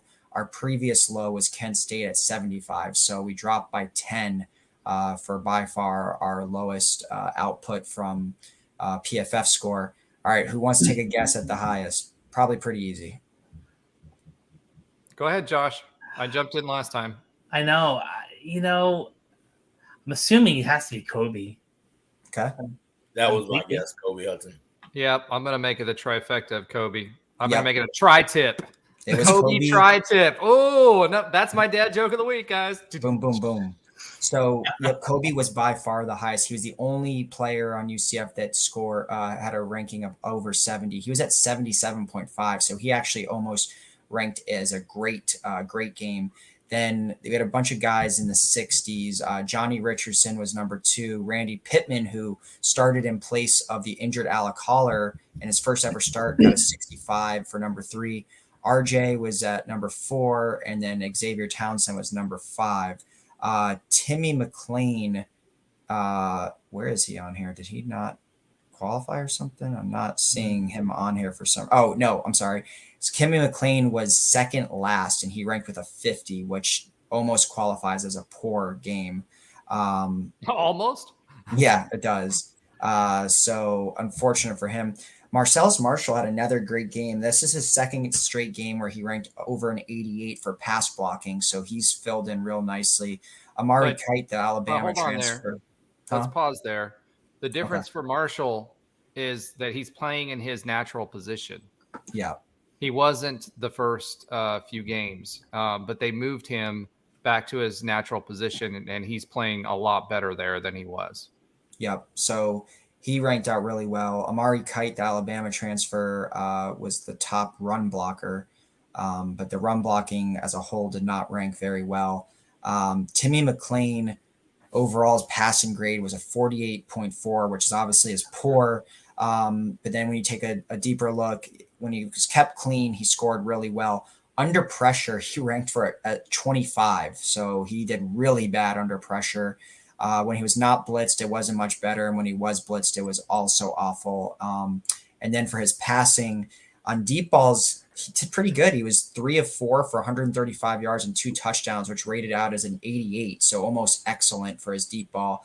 Medium, he was 2 for 4 for 29 yards. Short, he was 6 of 7 for 76 yards. And behind the line of scrimmage, he was 4 of 6 for 43 yards and a tossing touchdown. Johnny Richardson had the top rushing grade. And then wide receiver grades, Kobe ranked the top, but interesting. RJ Harvey, technically, he's a running back, but he got the top receiving grade at 82.1. He did have that receiving touchdown in the game. So that rounds out the PFF grade. So the offense had its worst game on paper, but I think we all still felt pretty good about the offense. Well, the other thing too, with Timmy, he's got to work on his short game. He threw 2 of them in the dirt again this week. So, that short yardage behind the line, type of play, he's got to get a handle on that. So, all right, Alan, did you have anything else for us? Nope, those were your stats of the day. All right, I'm gonna go ahead and move Mr. Lazar to center stage. Okay. For his segment, and Josh's segment, as I get this banner up here, is Josh's sometimes funny fact of the week, but we're going to add a plus on this one because he did hit me up in the private chat to show up Alan and said, I Baylor stuff. So I'm assuming that means that he has Baylor stuff that he wants to talk about as far as stats are concerned. Kind of. Okay. So kind of. Well, we have really one thing in common at this Baylor game, right? And that is David Arranda, right? So David Arranda and UCF, met pretty recently. It was the end of our 25-game win streak. It was LSU. The wonderful LSU game that I'm being sarcastic about, where we made some players. Well, it was wonderful until we knocked out Joe Burrow. Yes, that's fair. And there was also one really bad 15-yard penalty that kind of took the momentum out of the beginning of that game too. So, fun fact, 13 players were on the scoring summary from that game, from the last time UCF faced Arranda. How many of those 13 players have scored points in the NFL since that game? We're going to do number and then name. Wow. Bro, are you serious right now? That you got to give us a little bit of the ability to prep to at least pull up the roster from back then. You have talked about multiple of these players during the podcast already. Wait, so how many of Dave Aranda's former? Nope. How many of ours? Nope. How many of both? There were 13 people that scored in that game. Oh, in the Fiesta Bowl, you're saying? In the Fiesta Bowl, 5 of them have scored points in the NFL. Oh, okay. Jamar Chase. Jamar Chase. Yep. Yeah, absolutely. Justin Jefferson. Jefferson. I'm sorry. I thought you were talking about the Baylor Fiesta Bowl. Justin Jefferson. 2. Gabe Davis. Clyde Edwards-Helaire. Terrence Marshall. Nope. Who else? But what do you mean, Clyde Edwards-Helaire? Burrow. Yeah, Burrow. There's one lower. You said Gabe. We already said Gabe Davis. Yep. Who is on that Trey Nixon? There's one big one that you're probably going to kick yourselves if you miss. Obviously offensive. Is it on UCF? I gave you a hint. What's the hint? Yeah, I missed it too. He's like, he gave us a hint. You're going to kick yourselves if you miss it. Matt Wright. Boom! Let's go. Matty Ice. Yep. Matty Ice. And amazingly enough, there actually were more than half of those 13 people who scored who were on practice squads or were trying out. Like there's more than just those 5. But I looked back and I was trying to find some type of tie-in. I'm like, wow. I mean, you have Justin Jefferson killing it on a whatever team right now. 2 of those people are playing live while we're recording this. Gabe Davis is now a captain on the Bills. Matty Ice should be kicking in the NFL at this point. I don't, you only have 32 options. He keeps floating around. Yeah, he does. Well, his problem is not kicking field goals. It's kickoffs. It's kickoffs. But Josh, did you say the beginning that they had to have scored in the Fiesta Bowl and also? No. Well, yeah, they scored in that Fiesta Bowl and they scored points in the NFL. Alan's trying to argue the stats guy versus the fact guy. This is interesting. No, it's a showdown. He's just mad he didn't have any Baylor stats. That's what it is. No, I'm just wondering because Clyde Edwards-Helaire has scored in the NFL, but he didn't score in the Fiesta Bowl. But he didn't score in the Fiesta Bowl. Okay, yeah. There's definitely, and there's like the LSU's kicker was Cody. I forgot the name, and was one of the best LSU kickers, and didn't make it in the NFL. Like there's. McCray scored, but he never made it. Wasn't there something like 17 of the players that played in that game for LSU ended up like going to the NFL? Yeah, we're not even talking about Arranda's defense. I mean, golly. Yeah. So shout out Greg McCray too. He's balling up in Canada right now. Yeah, he's scored in the CFL. Yes, but not in the NFL. Yeah, and I mean Otis Anderson scored a 2-point conversion. Go Tigers. Hey,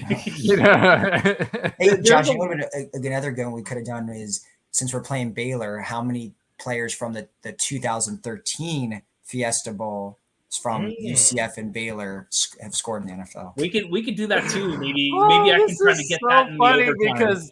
Because Alan thought it was the first Fiesta Bowl. Now he's trying to bring it in and like, we could have done this. No, because we're previewing Baylor, so I thought it automatically registered as Baylor in my head, and then I heard Jamar Chase, and then I was like, okay, we're talking. I was trying to get the Arranda side to it, but yes, I definitely could do that, and if you give me enough time, I'll make it happen. Speaking of Arranda, I watched his presser today.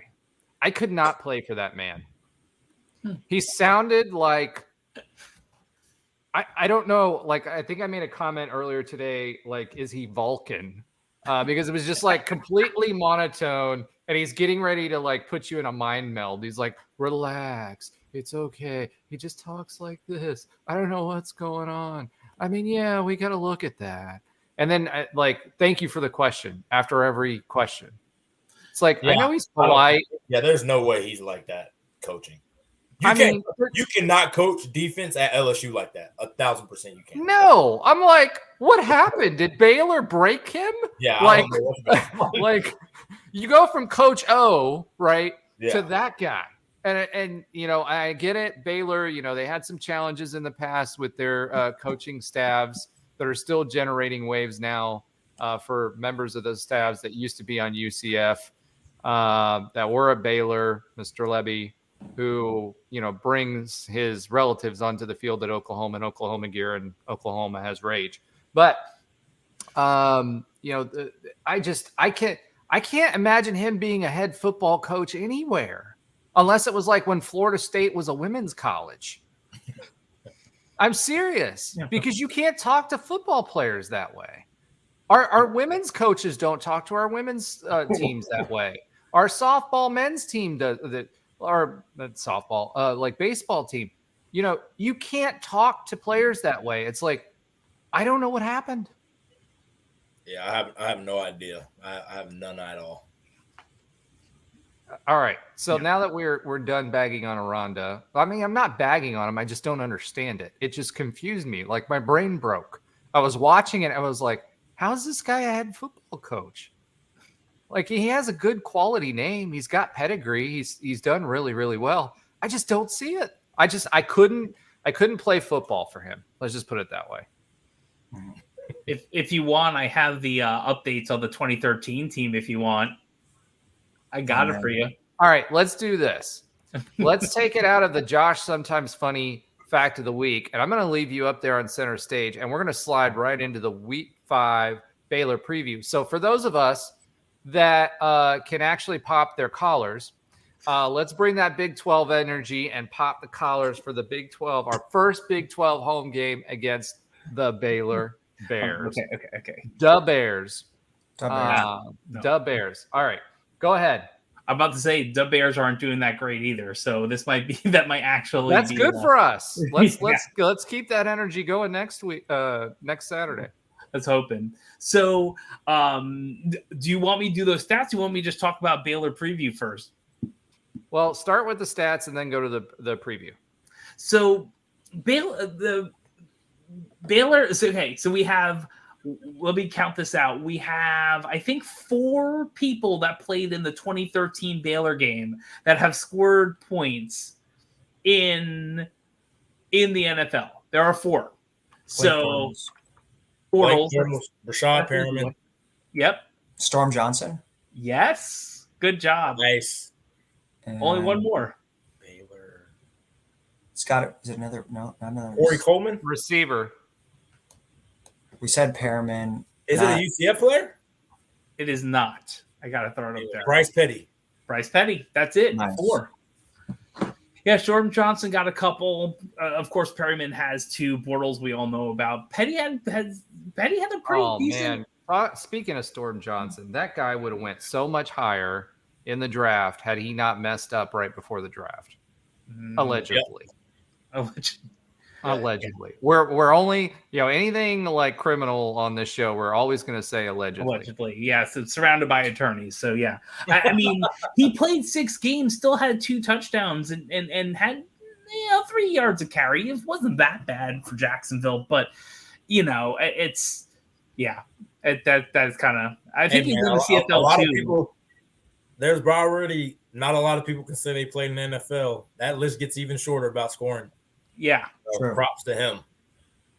Yeah, absolutely. So that was another. So that Fiesta Bowl was also stacked too.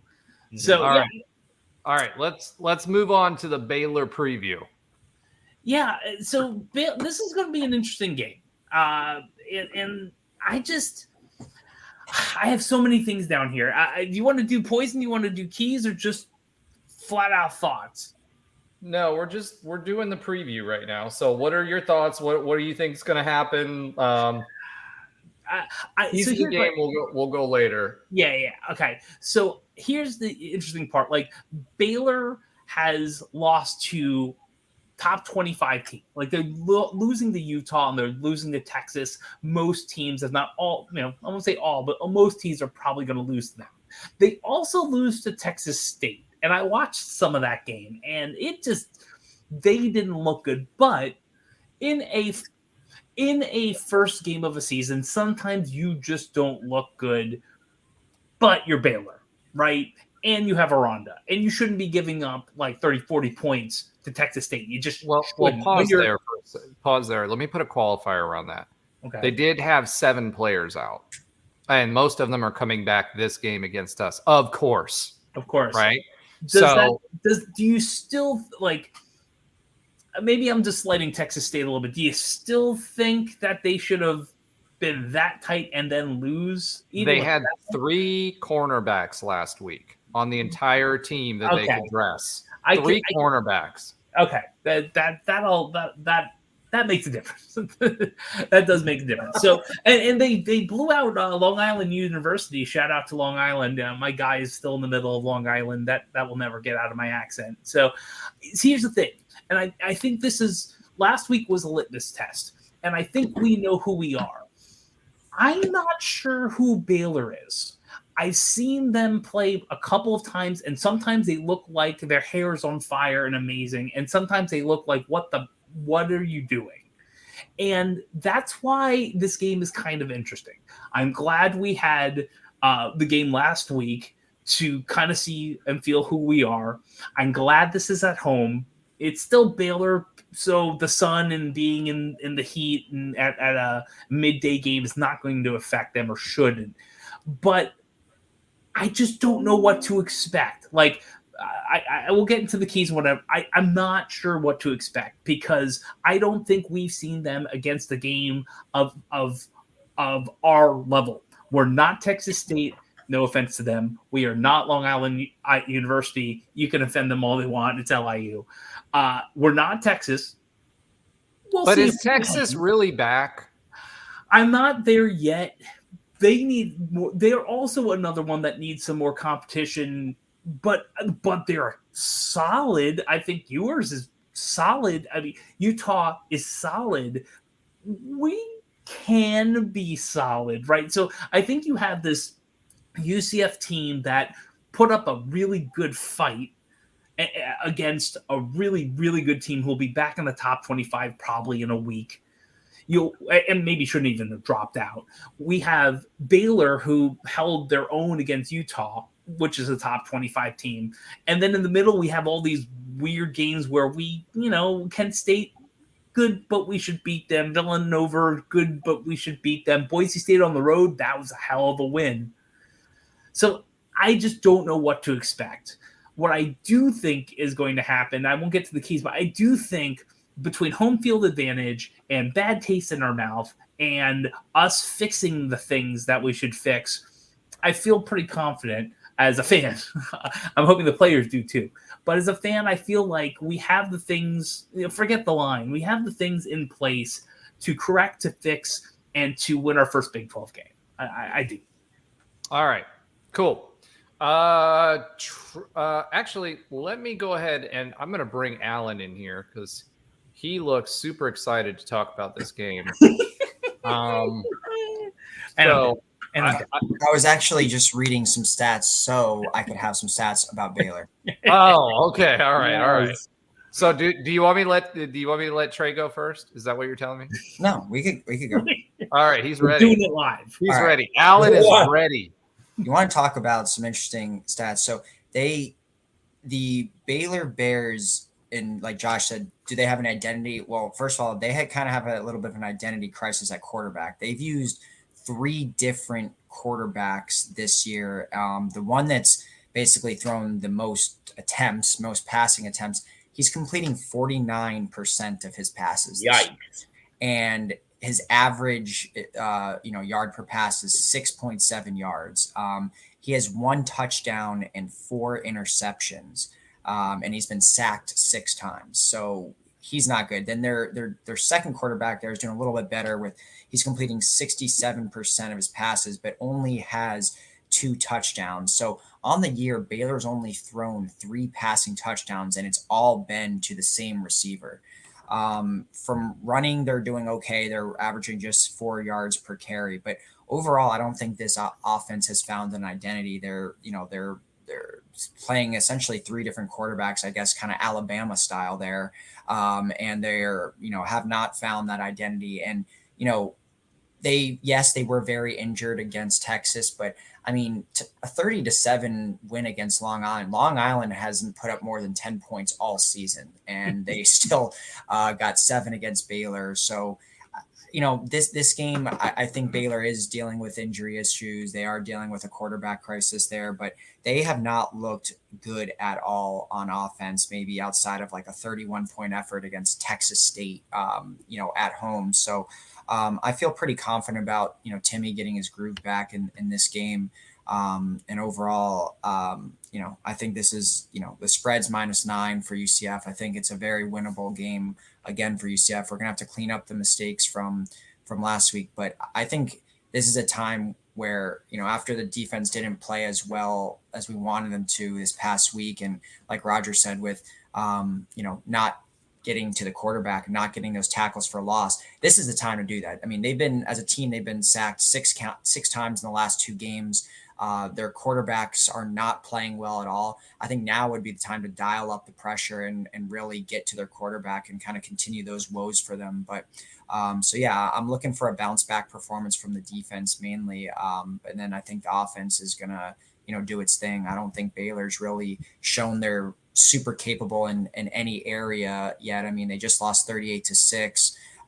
But, they are getting healthier, but, for this game, but we'll see how it goes. But I think this is a good game for UCF to bounce back.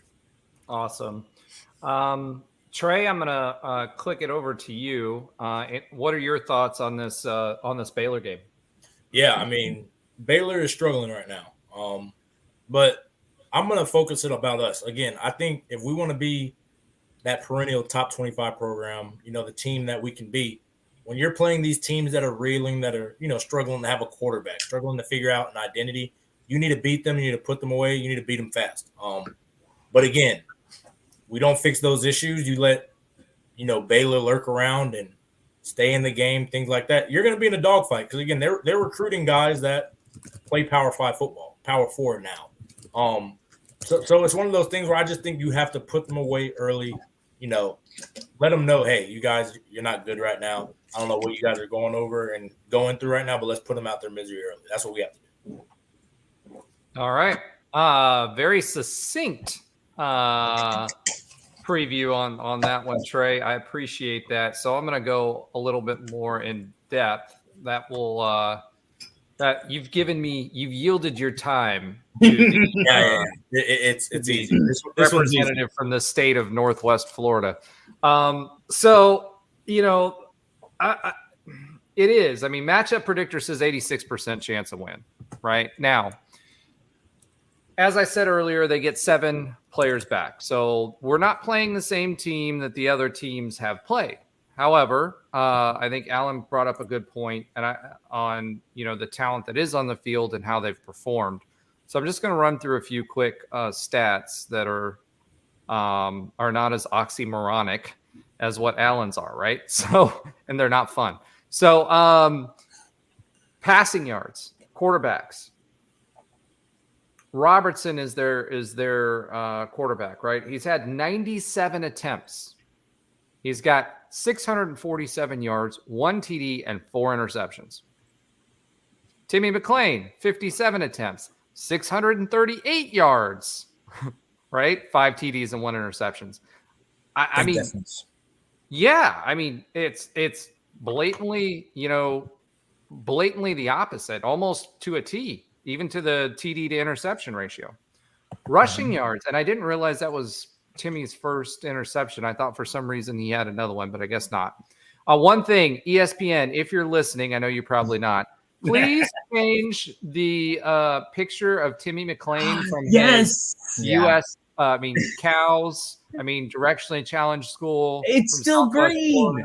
It's still green. Come on, bro. I mean, at least it's not slime, but it's still green. All right, rushing yards. Lead rusher for Baylor. Richardson versus Richardson, right? For our lead rusher. He has 36 carries for 160 yards. Our Richardson, 39 carries, so pretty close there. 289 yards. Okay. Receiving yards. Their top receiver, Jackson Jr., 13 receptions, 223 yards. Hudson, 20 receptions, 463 yards, 2 TDs.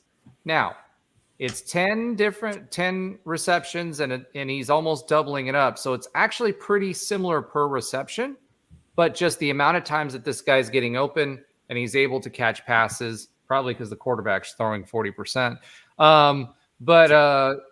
It's just the talent is just there should be a big enough talent difference on offense alone that we run away with this one. Yep. 565 yards per game for us, 404 for them. They're only averaging 139 rushing yards versus our 260. Passing yards, there's not that big of a disparity. But on the yards allowed, okay, for pass yards, they're allowing 204.8 yards versus our 188.8. And rush yards allowed 171 versus 158. Now, they played Texas and Utah. Utah was a really close game. It was 20-13. I watched that game. Texas 38-6. I really feel that there is no reason that we should not win this game. And it's at home, and it's our first Big 12 game at home, and that crowd better have that Cincinnati energy when we walk into that stadium. It's going to.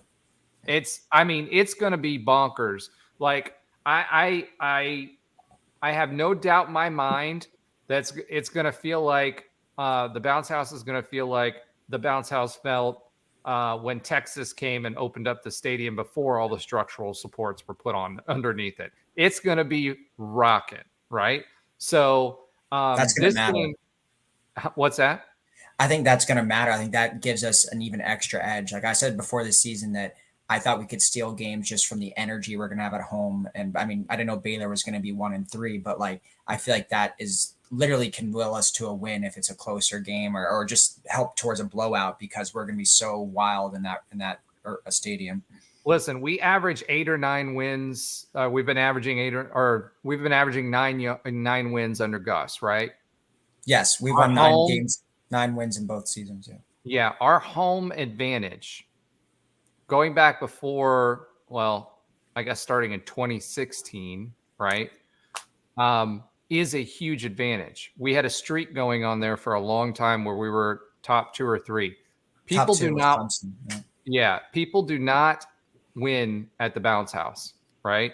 And it's because of the people in the bounce house. So I expect this to be wild. I expect this to be Cincinnati game day energy. I expect nobody to be yelling at people if they're standing up or stomping their feet.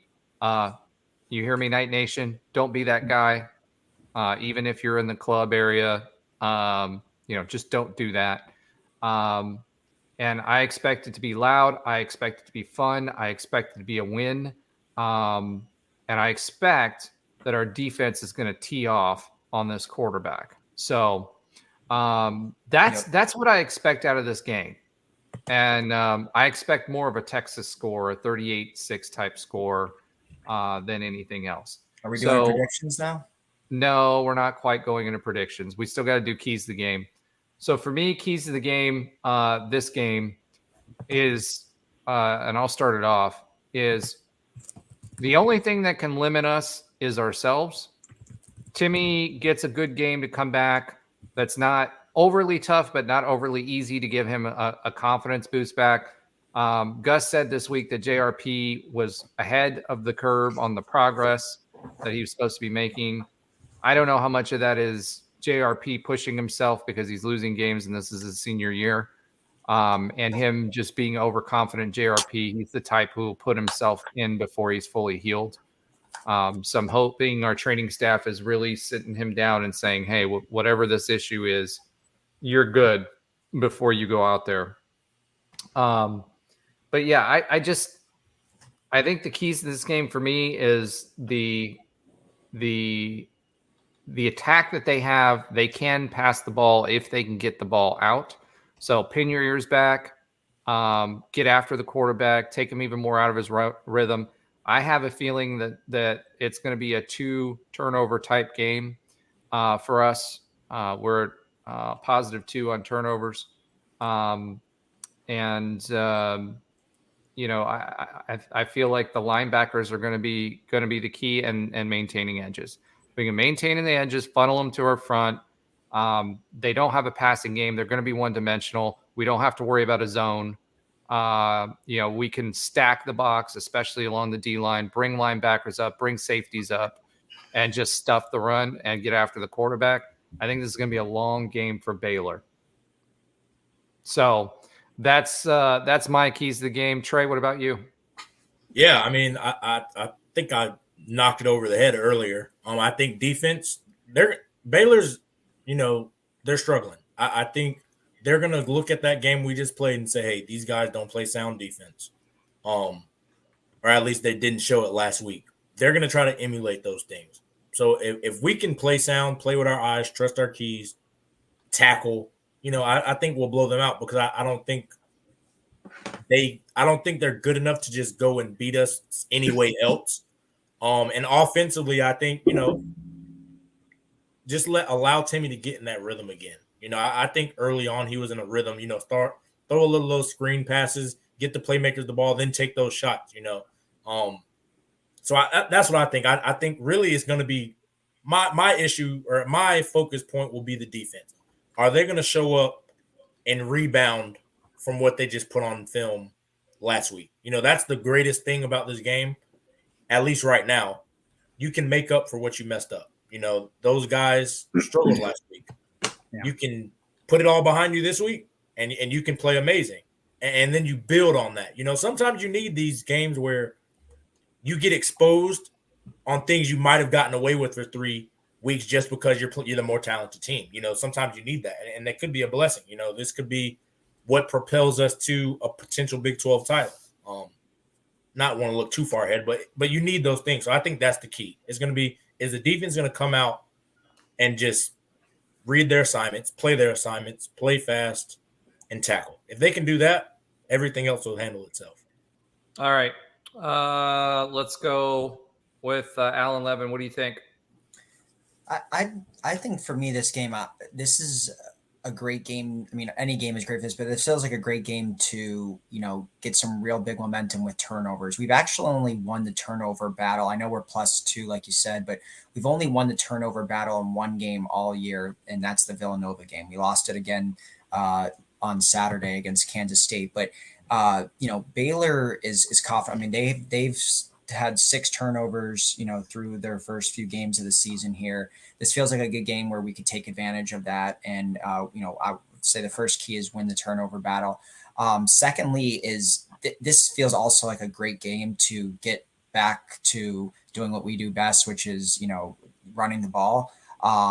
They've given up 10 touchdowns on the ground through these first few games of the season too. So they're kind of towards the bottom of the country in rushing yards allowed. So this feels like a good game for the run game to open up the pass. And, they're pretty bad with their secondary too. They've given up 819 yards through the air, which is about number 60 in the country right now. So their defense seems like this is a good spot for a hot UCF offense to kind of pick them apart. And then, let's, key in on whatever quarterback they do play. They kind of seem out of sorts right now. So for me, it would be, getting after the quarterback. They are not finishing plays. They are not explosive at all, Baylor. So this feels like a good spot for our defense to have a bounce back game. So I think we just got to attack some of these weaknesses we've seen from Baylor through these first, 4 games of the season. And I think we'll be fine. I don't know if it's going to be a blowout. I'm not going to just anticipate a blowout, but it does feel like this could be definitely a double-digit win and something that we should, fairly comfortably, when it comes down to it. And I want to see Timmy also correct his mistakes from last game and show some noticeable improvements. Awesome. Josh Lazar, what do you think? So my keys this week are based off of one of the most popular figures in NFL sports this week, Taylor Swift. So my keys are all related to her songs because that is exactly what we need to do. First thing, shake it off. Last week was not what we expected or wanted, but they can't let everything that happened that week come into this week. So the team probably will, but needs to shake it off. Now, a little deeper cut that's from the vault for your Swifties that are listeing to a sports podcast. Well, clearly you are a Swiftie and you're on a sports podcast. So yeah, you don't have to say that. Listen, my wife is wonderful, and I paid way too much money for tickets in Tampa. Go where nowhere else is. Run. We need to run the ball. Where no one else is would be great too, right? We need to run the ball because we are a run-first offense that sets up the play action pass and RPO stuff. So we need to run the ball. And it's not like we did a really bad job last week. We just didn't do what we needed to. So we need to go where no one else is, and we need to run. Also, it's me. Hi, I'm the problem. It's me. We're the problem. Not me. I don't play. Trey can. No. I was doing the Star Trek thing because that sounded an awful like going where no one has gone before. That was my Picard impression there. If maybe I'll do a theme every week, and the next one will be Star Trek and Star Wars. We'll see. We're closing in on 2 hours here. I am trying to get through it. You're vamping. So we are the problem, and we need to fix it because that is not an offense to Kansas State. They're a really good team, but we are too when we're not the problem and shooting ourselves in the foot. So my keys of the game, all inspired by Taylor Swift. We need to shake it off. We need to run, and we need to not be the problem. Well, I think actually you should do it theme because that actually worked out really, really well. Other than the fact that they were Taylor Swift songs, but yeah, we're gonna let you slide on that. If you want to do do we need to make a segment, Josh's Swiftie keys to the game or something like that? I can't. He has lots of songs, and my wife knows all of them, but I can't do that every week. But I'll figure out something fun. Okay.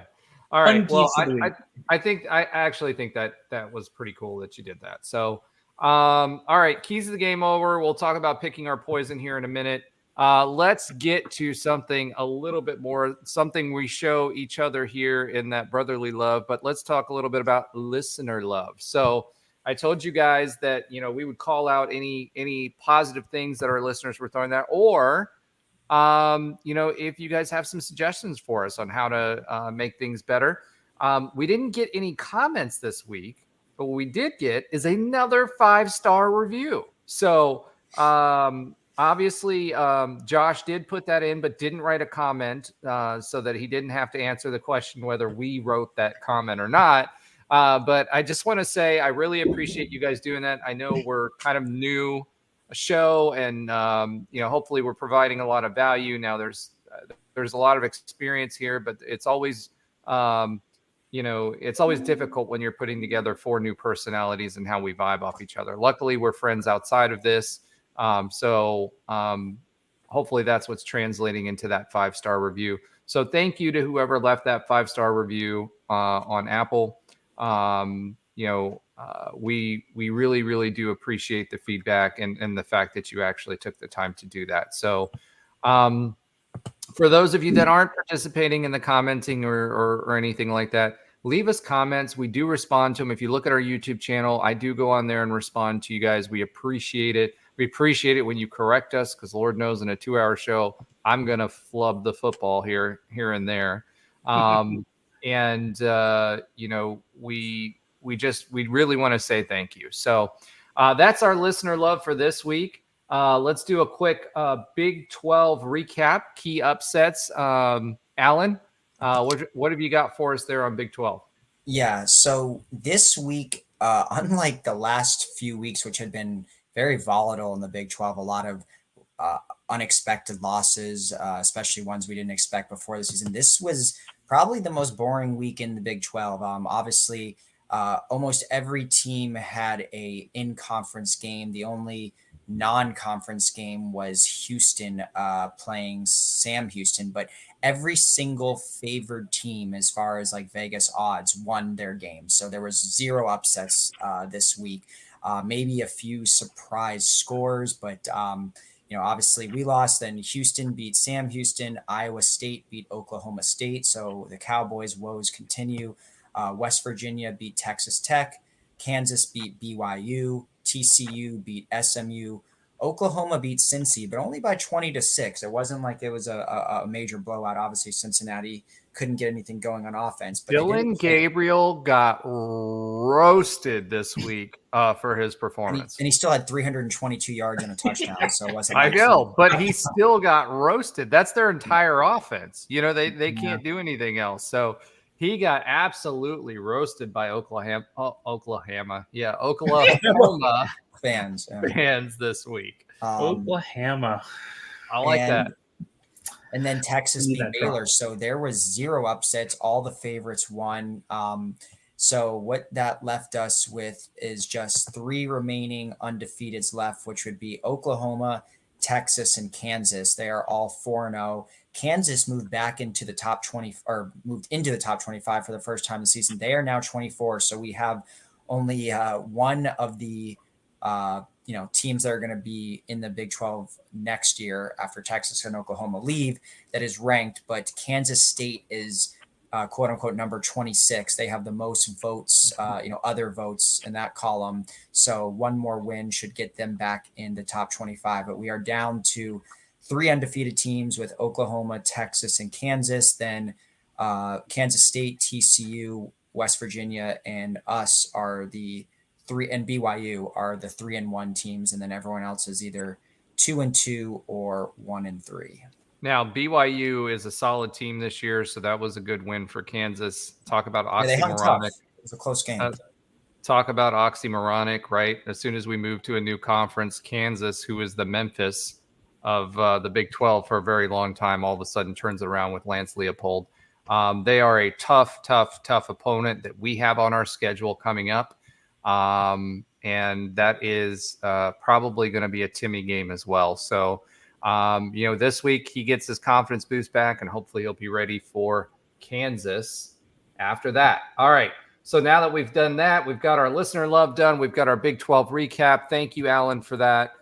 It's time for Pick Your Poison score prediction. And then we have one more thing. And then we just have to thank you guys for hanging out with us so long. So we're picking your poison score prediction. Alan, how did we do last week? All right. So Josh and I both. What was that? I said L. Yeah, well, obviously all four of us were wrong because we all picked UCF to win. However, Josh and I both had UCF's number right. We both said 31. I had it 31-28. Josh had it 37-31. So we both got UCF's offensive number right there. Trey had it 27-23 UCF, and Roger had it 32-24. So none of us picked Kansas State to get in the 40s, clearly. But Josh, I think you might have been you definitely were the closest with 37-31. Oh, I'm sorry. I flipped that. You picked, UCF to win. So I was the only one that got UCF's number right with 31. You had 37-31 Kansas State. So I don't know who was closest, but we were all wrong. I think this week's a mulligan, dude. Yes. Because it was this week's can't be right. We're gonna take a mulligan. And everyone was like, well, they're not going to score 31. Right? It's pick your poison score prediction, not pick your poison wins the game and score prediction. Because then again, we're none of us, well, except for you, Alan, will pick against UCF. So, you can't. Well, I didn't pick against UCF, though. No, you didn't. Not this week, but you said you would pick against UCF. If I think they're going to lose against UCF. Yeah. Listen, I got their score right. Listen, everybody, this is not gambling advice. If it's gambling advice, that's a whole different kind of ballgame. We're talking. That's a whole different score prediction too. We're looking at over unders. We're looking at everything else. So yeah, exactly. Right now, all we're doing is we're giving you our score predictions and how bad UCF will beat the opposite team. However, none of the stars align this week. None of them. So there you go. All right. So let's talk about this week. What do we think? We're playing Baylor. Trey, I'm going to start with you. What are your thoughts? I think this game is going to be a bounce back for us. I think it'll be, my score prediction will be 38-13 UCF. Ooh. Wow. That was wow. Okay. We're all hoping you're right. All right, I'm gonna go. No, I have to come up with a whole new score prediction because that's what I was gonna say. Again? Wow. Yeah, Trey and I, we pick alike. on the old podcast, it was either Ben and I picking the same number. Like he would pick after me, so he would constantly we got to a point where we'd write it down, and then Trey and I would always be within 2 or 3. So it's but that's okay. I'm going last, so I'll take the asterisk if I need to. All right, go ahead, Alan. I'm sorry, I didn't mean to interrupt. I'm gonna go UCF 34, Baylor 23. Ooh, interesting. Ooh. We're getting close. Am I up? Yes, you're up. Sure. I was going to do the actual poison where since I had this theme going, the only poison to me, the only poison in here is if we think Baylor knew they were in trouble when you walked in. We need to just be confident in ourselves.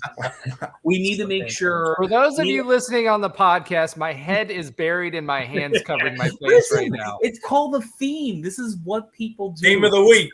Game of the week. The reality is what I feel we're going to bounce back. I feel we're going to do that in Bounce House. We're going to have a good game, but I think it's going to be closer than people think because I think we're going to get a Baylor we're not expecting. Not the Baylor that gave up a score to LIU, not the Baylor that lost to Texas State. I actually think they're going to be amped up for this game, and they're going to want to prove that they don't want to go down 2-0 to UCF. So I write this down before all the time, and I had 34-24 UCF. I'm not trying to price this right, you Alan, but I had this written down. Hey, it's still different. It's still different. So yeah, it is. The price is wrong, Josh. The price is wrong. Thank you, Adam Sandler. I love that movie. That was great.